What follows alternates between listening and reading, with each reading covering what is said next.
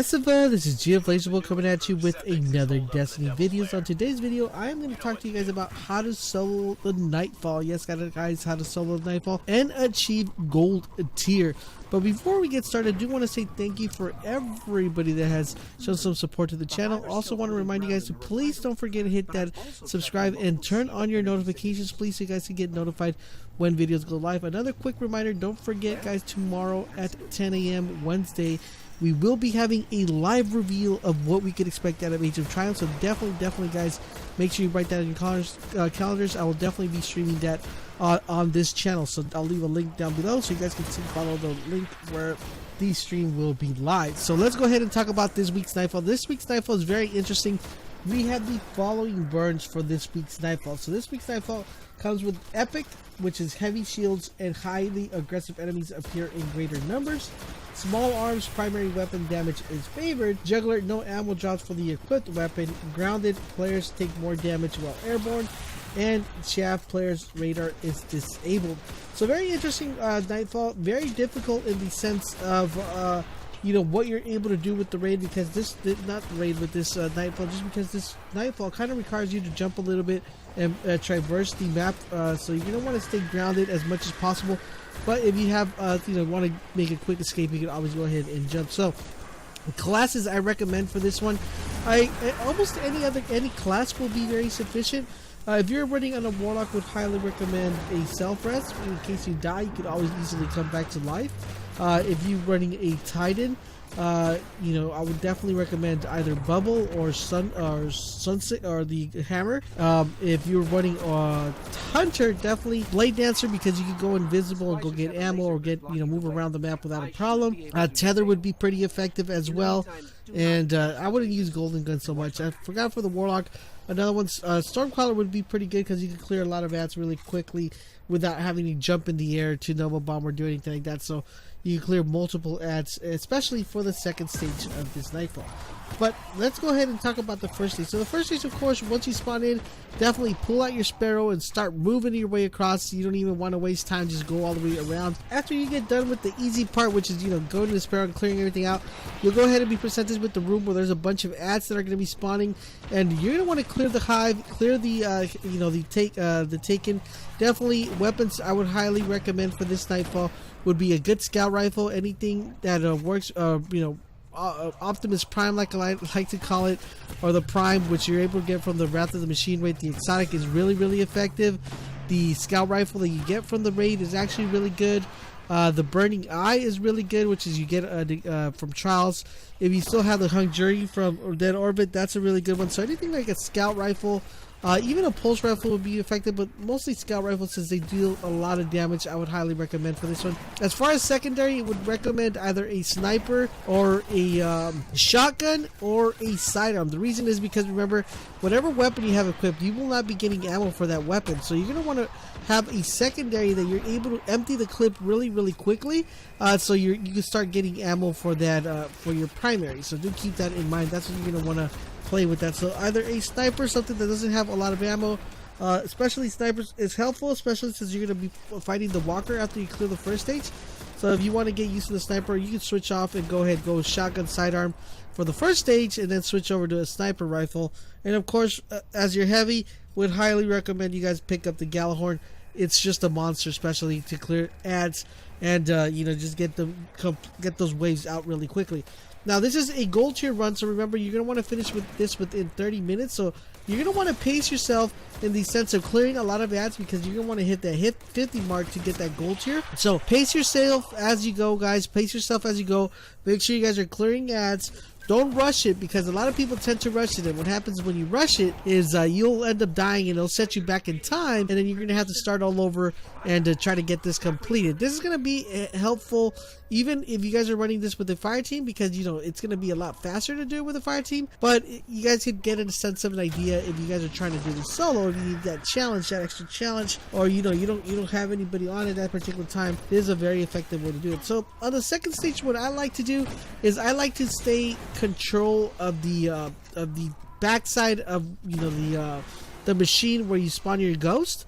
If you look right where you spawn your ghost, if you look towards the back, you're gonna have a top ramp and a bottom ramp. If you want to, you can stay on that side as much as you can. Both sections work really well. Now I want to let you guys know, if you guys are gonna go to the top, you gotta be aware of when the ads spawn, because remember, there is no radar, so you won't be able to know when the shanks are spawning out, or when the vex not the vex, but the fallen are going to be spawning. So you're going to want to make sure, if you're going to be up there on the ramp, make sure you guys know when the ads spawn. If you guys feel like you're not going to be able to do that, what I would suggest, instead of going to the top ramp, go to the bottom portion of the ramp, and then just clear the ads there, and then when you feel comfortable, jump back up. So I pretty much know how they spawn, so that's why I'm usually going up top.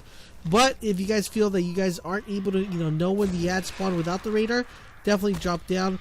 Now, one thing that is tricky about this Nightfall is sometimes what tends to happen is you'll think you cleared all the ads, but then for some apparent reason, it's like there's an ad that's like hiding, and he doesn't want to come out, and you're looking for him, trying to figure out exactly where he's at, and he doesn't spawn. So do keep that in mind. You're probably gonna have to come down from your ramp and go look for the bad guy, or whatever it could be. It could be a drag, it could be a thrall, even shanks. Dude, shanks are so tricky, and if you don't clear all the shanks or all the ads, then you won't be able to spawn that second wave. So you got to remember that and keep that in mind. So the way the waves work are the following. So at the first wave, you're gonna get on the top ramp, you'll get a couple of dregs to spawn. I used to like to put a spike grenade on the wall just to clear those stats really fastly. Then you're gonna get another set of dregs that are gonna be coming from the bottom, working their way towards the top, and you get another wave of dregs coming from the left hand side as well. So do keep that in mind. Best way to do it is just clear the top like I did, and let those dregs run out, and then clear the bottom dregs, and that will be doing. Once you guys clear all those ads, you will get shanks spawning. Shanks will be spawning on the top ramp, and some will be spawning on your left hand side, where usually the hive come out from. You're gonna want to go ahead and clear those, clear them out. That's gonna be the first wave. For the second wave, you're gonna actually get a very interesting wave. You're gonna get a bunch of fallen that are gonna be spawning, and these fallen are gonna be kind of the invisible ones, and you just want to clear those guys out as quickly as you possibly can. Remember, you'll have snipers on the top ramp in the middle column, so do keep that in mind. You'll also get hive spawning with your 3 wizards, so you'll get the first wizard that spawns. You're going to want to go ahead and hit him with a Gallahorn, clear him out, then you'll get a couple more fallen. Then after that, you're going to want to go ahead and watch out for the 2 wizards. Make sure they kind of stack up together. Shoot your Gallahorn and clear it out, and once you clear those out, you guys should be good to go. Then you'll get a set of shanks that spawn, and you guys have finished that second wave. Now, the last wave is the one that's pretty interesting, because that one spawns with a guy with a captain with a cannon, so you're gonna want to be careful, because that cannon does major damage. Usually 3 Gallahorn shots will take him out, but they have to be direct hit. You're not only supposed to hit him, but the Wolfpack rounds have to hit him as well, so you got to keep that in mind. If you guys are going to be trying to galley him to death, make sure you guys make that contact with him when you get that done, and that wave is cleared. Now, I don't think most of you will have too much difficulty on clearing this wave. Now, the tricky part is getting to the walker. Once you finish that wave, you're gonna go make your way towards the walker, and there's gonna be a couple ads. Usually I would recommend you guys to skip this, but since we're trying to get that gold here, you're gonna want to go ahead and clear as many ads as you can, just to make sure you guys hit that 50 mark. After you kill, you don't want to go ahead and complete this and then be like, oh man, I didn't get that 50 mark. So you want to make sure you get that completed and clear every single ad on your way over there. So for the walker, the thing with the walker is that he's a bit annoying when it comes to him being able to one-shot kill you if you're not paying attention. So for example, let's say you're shooting him, and then he decides to shoot his grenade launcher or his cannon at you. That's a pretty automatic one-shot kill right off the bat, and it hits you on contact. He also has the little Siva ones, the ones that like chase you throughout the map. Those are so annoying. What I like to do is I like to bring his health down to at least halfway. Once I bring his health down halfway, I try to get rid of the cannon just to make it a lot smoother. I just don't want to die by like a dumb mistake. I'd rather take the time. It takes like about 2 more minutes extra or additional to clear his cannon, but you avoid that having that problem where he's just going to be able to shoot you and take you out.